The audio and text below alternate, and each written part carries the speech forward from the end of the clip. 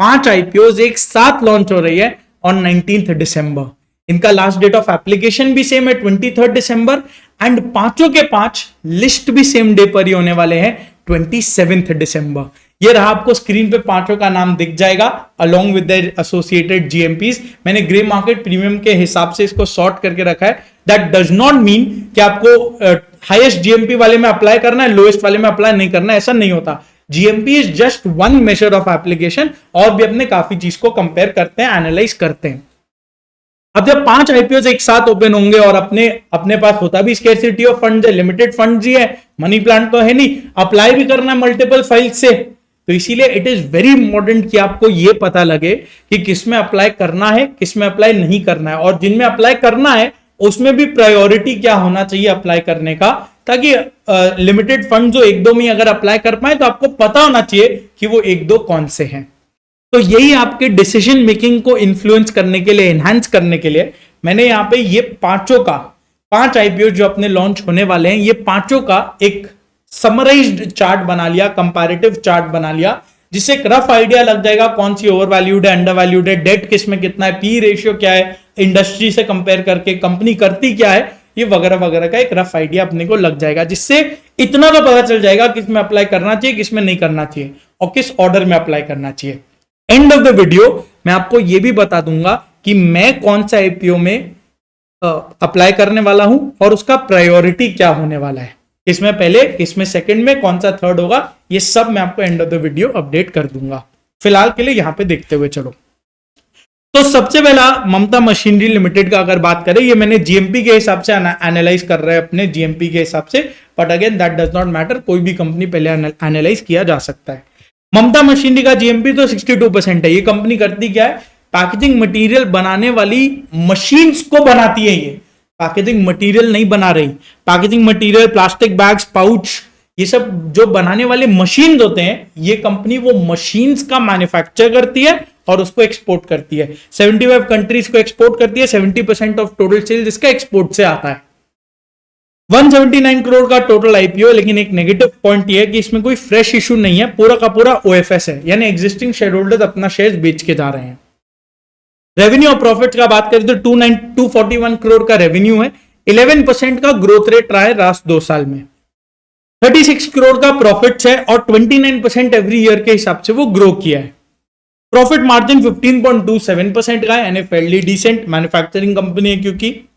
ROE 27.76% का है, very nice.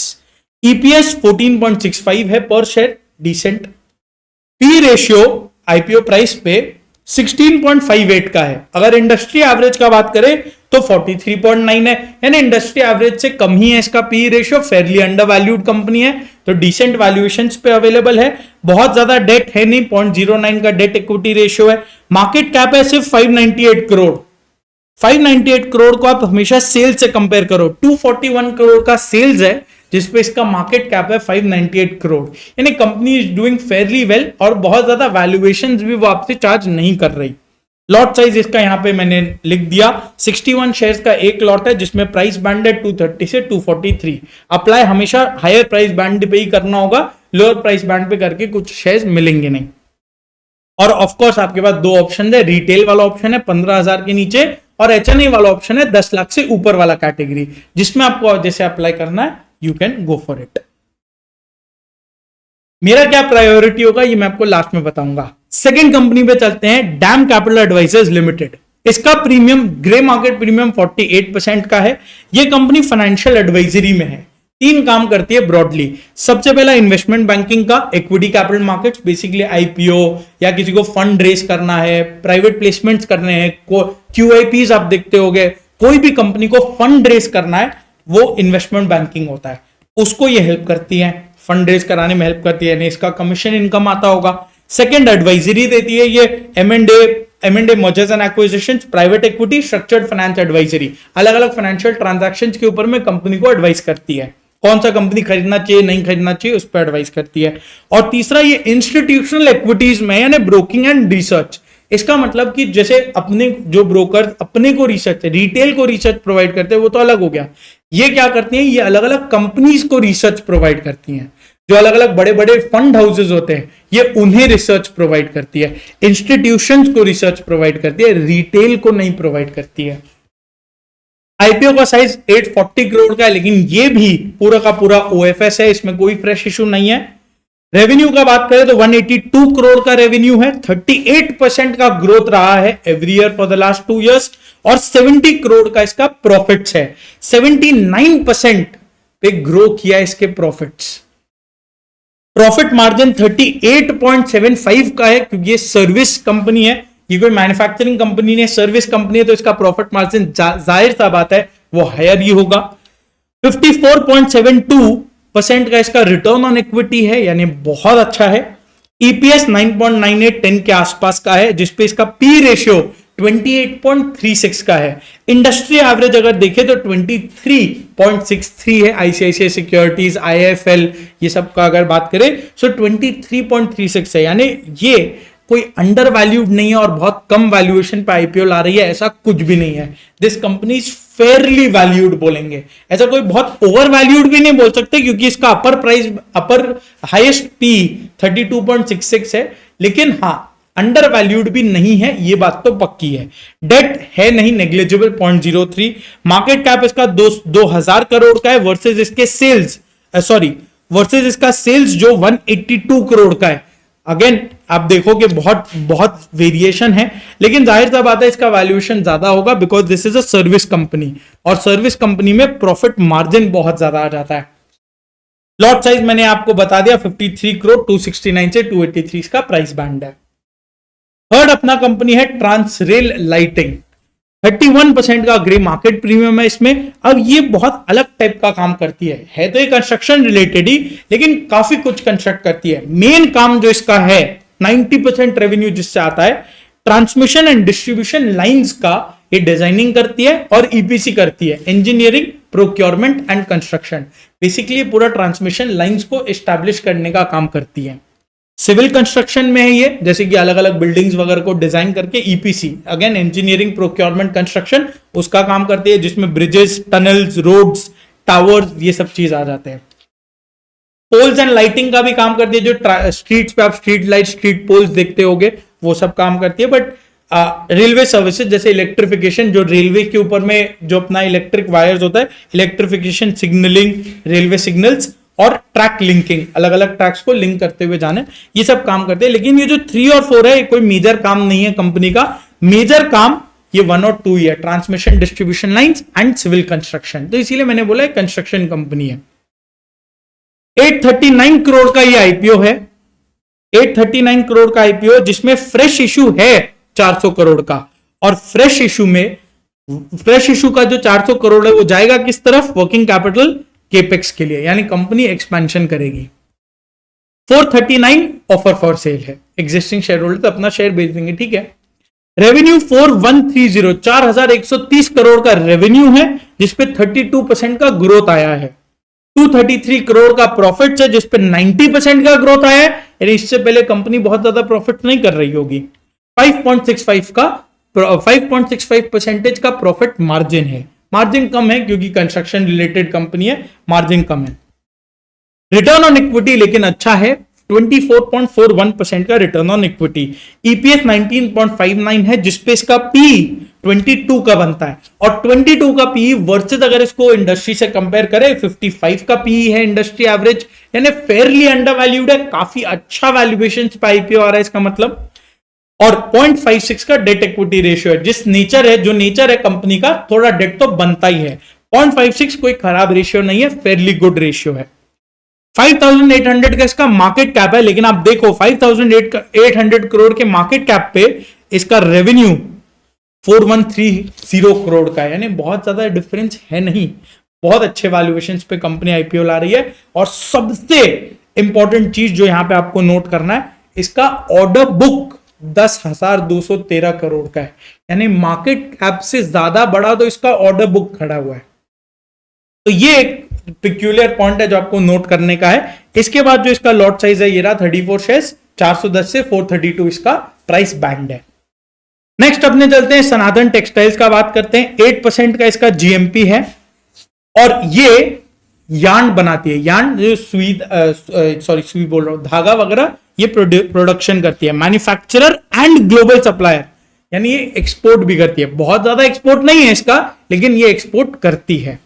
Global supplier 3 type के यार्न्स को बनाती है, polyester yarn, cotton yarn and yarn for technical textiles and industrial uses, basically जो बाकी इंडस्ट्रीज में लगता हो, जैसे ऑटोमोटिव, सीट कवर वगैरह बनता है, हेल्थ केयर, हॉस्पिटल्स में जो हॉस्पिटल वाले कपड़े, हॉस्पिटल बेड्स वगैरह हेल्थ केयर में लगता है, construction, sports etcetera, sport equipments भी बनाने में जो यार्न यूज होता है वो यार्न सनातन टेक्सटाइल्स बनाती है। 550 करोड़ का आईपीओ है, जिसमें से 400 करोड़ रीपेमेंट ऑफ बोरोइंग्स और जनरल पर्पसेस के लिए, यानी फ्रेश इश्यू है, और 150 करोड़ ओएफएस है। रेवेन्यू का अगर बात करें तो 2980 करोड़ का रेवेन्यू है, जिसपे ग्रोथ नहीं है। ये एक पॉइंट है जो नोट करने वाला बात है, इसका रेवेन्यू ग्रो नहीं कर रहा है लास्ट 2 साल से। प्रॉफिट्स 134 करोड़ का प्रॉफिट है, जो नेगेटिव ग्रोथ किया है, जिसपे नेगेटिव ग्रोथ रहा है -38% का। प्रॉफिट मार्जिन भी 11.8% का है और रिटर्न ऑन इक्विटी 11.09% का है। ईपीएस का अगर अपने बात करें 18.6 का ईपीएस है, जिसपे इसका पी रेशियो 17.25 का है और इंडस्ट्री एवरेज पी 29.5 है, यानी वैल्यूएशन ठीक है, डिसेंट वैल्यूएशन है। डेट बहुत ज्यादा है नहीं, 0.32709 करोड़ का इसका मार्केट कैप है, जिसपे इसका रेवेन्यू 2980 करोड़ का है, यानी वैल्यूएशन वाइज डिसेंट है, लेकिन जो इसमें एक पॉइंट है वो है इसका नो ग्रोथ। और लॉट साइज ये रहा 46 शेयर्स का है, 305 से 321 का प्राइस बैंड है। अब आ जाते हैं कॉनकॉर्ड इन्वायरो, जस्ट अभी रिसेंट में आईपीओ आया था ऐसे टाइप के कंपनी का, इन्वायरो इंफ्रा वाला। तो इन्वायरो इंफ्रा का आईपीओ आपने देखा ही होगा, आई एम श्योर। वैसी ही कंपनी है, वेस्ट वाटर ट्रीटमेंट प्लांट्स बनाती है, 0% इसका ग्रे मार्केट प्रीमियम है एज ऑन डेट। हो सकता है ये चेंज हो जाए, मैं आपको अपडेट कर दूंगा। ये ग्लोबल कंपनी है, यानी एक्सपोर्ट्स भी करती है, water and waste water treatment plants बनाती है, और सिर्फ बनाती नहीं है, डिजाइन करती है, मैन्युफैक्चर करती है ट्रीटमेंट प्लांट्स, इंस्टॉल करती है अपने क्लाइंट्स के लिए, और उसको ऑपरेट एंड मेंटेन भी करती है। यानी design, manufacture, install, operate, maintain और डिजिटलाइजेशन, डिजिटल जमाना है तो ये उनको ऑटोमेट भी करने में हेल्प करती है। यानी इसका काफी बिखरा हुआ काम है, but again everything relates to water and waste water treatment. 500 crore का आईपीओ है, जिसमें से 175 करोड़ फ्रेश इश्यू है, जो केपेक्स और रीपेमेंट ऑफ बोरोइंग्स के लिए करेगी। 325 करोड़ ऑफर फॉर सेल है। रेवेन्यू का अगर बात करें 512 करोड़ का इसका रेवेन्यू है, 23% का ग्रोथ रेट है over the last 2 years। 41 crore का प्रॉफिट है, जिसमें 58% का ग्रोथ रेट है, यानी ग्रोथ रेट भी डिसेंट है। 8.34% का प्रॉफिट मार्जिन है, प्रॉफिट मार्जिन कम है due to the nature of work involve, और 13.73% का रिटर्न ऑन इक्विटी है। रिटर्न ऑन इक्विटी भी देखो ये 2 कंपनीज में कम है, विच इज वाई इनके ग्रे मार्केट प्रीमियम्स भी थोड़े कम है।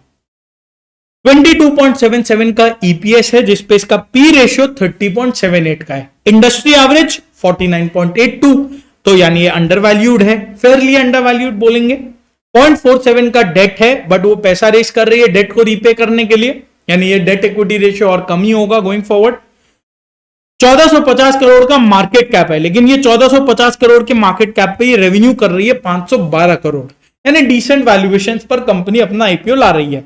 501 करोड़ का ऑर्डर बुक है, और इसका लॉट साइज ये रहा 21 शेयर्स, जिसपे पर शेयर 665 से 701 का प्राइस बैंड है। तो ओवरऑल तो मैंने आपको बता दिया हर कंपनी का प्रोस क्या, कॉन्स क्या, गुड पॉइंट्स क्या, बैड पॉइंट क्या, ये सब अपने को इस चार्ट में है। अब इसका प्रायोरिटी क्या होना चाहिए अप्लाई करने का, मेरा प्रायोरिटी क्या है मैं आपको बता देता हूं। अगर आप शॉर्ट टर्म में अप्लाई कर रहे हो, शॉर्ट टर्म खाली लिस्टिंग गेन्स आपको लेना है, मेरे ख्याल से आप जीएमपी को देख के अप्लाई कर सकते हो। शॉर्ट टर्म में उससे ज्यादा देख के कोई फायदा नहीं है। हाँ, अगर आप थोड़ा सा लॉन्ग टर्म के हिसाब से अप्लाई कर रहे हो, that means you can buy and keep it for the next 2 or 3 years, जो मेरा होराइजन रहता है, जो मेरा व्यू रहता है। तो सबसे पहले मैं ट्रांसलाइटिंग रिटेल में अप्लाई करूंगा, ट्रांसलेट लाइटिंग में अप्लाई करूंगा, क्यों? क्योंकि इसका ग्रोथ, इसका ऑर्डर बुक आप देखो, सबसे इतना सुपर ऑर्डर बुक है और वैल्यूएशंस भी डिसेंट है। ग्रोइंग कंपनी, ग्रोथ भी आ रही है। सेकंड मैं अप्लाई करूंगा ममता मशीनरी में।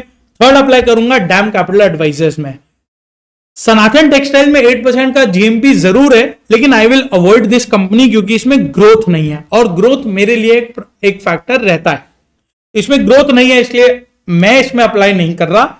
और लास्ट कॉनकॉर्ड एनवायरो में भी मैं अप्लाई कर दूंगा, भले ही आज के दिन इसमें जीएमपी नहीं है, बट गोइंग फॉरवर्ड बिकॉज ये वेस्ट वाटर ट्रीटमेंट में है और इसका ऑर्डर बुक भी अच्छा खासा है, कंपनी केपेक्स भी कर रही है, रीपेमेंट ऑफ बोरोइंग करके अपना डेट भी कम कर लेगी, तो इसीलिए मैं इस कंपनी में भी अप्लाई कर दूंगा, बट ये मेरा लास्ट प्रायोरिटी ऑफ एप्लीकेशन रहेगा।